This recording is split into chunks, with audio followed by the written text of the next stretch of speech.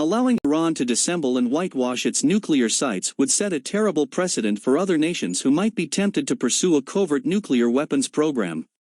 The United Nations nuclear watchdog and Iran are again on a collision course, as the International Atomic Energy Agency, IAEA, seeks answers from Tehran on 3 sites in the country where undeclared nuclear weapons research is suspected to have occurred in recent decades.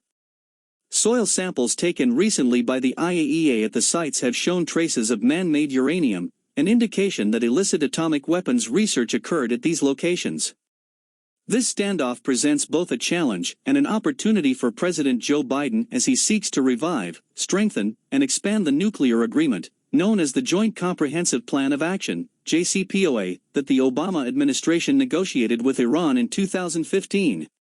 Donald Trump unilaterally pulled the United States out of the deal nearly 3 years ago and ushered in a policy of maximum pressure, which used economic sanctions and military strikes to try and isolate Tehran. Iran over the past 2 years has steadfastly refused to cooperate fully with the IAEA to address the weaponization issue. The agency says Tehran has razed buildings and removed equipment in an effort to sanitize suspect sites. The IAEA's Director General, Rafael Grossi, said Monday in Vienna that, after 18 months, Iran has not provided the necessary, full and technically credible explanation for the presence of these particles. Tehran's position and refusal to provide a full accounting of its nuclear materials and equipment has the potential to escalate into a full-blown crisis for the UN Security Council.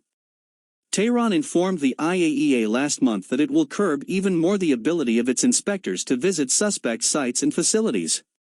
And European powers Germany, France, and the UK mulled formally censuring Iran for non-compliance at the agency's Board of Governors meeting this month.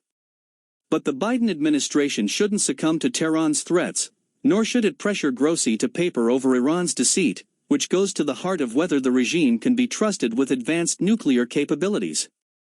Instead, Washington should double down and demand answers in order to build a stronger foundation for a new JCPOA that it can sell to a skeptical Mideast region. At the heart of the nuclear deal is a formula that seeks to keep Tehran a year away from producing a single atomic bomb. The uncertainty about the state of Iran's weapons capabilities, as well as the IAEA's growing questions about undeclared nuclear materials and equipment, makes the ability of the United States to accurately certify this one-year breakout time nearly impossible. Iran's regional rivals, particularly Saudi Arabia and Turkey, meanwhile, are also warning that they'll seek to match any nuclear capabilities Iran possesses.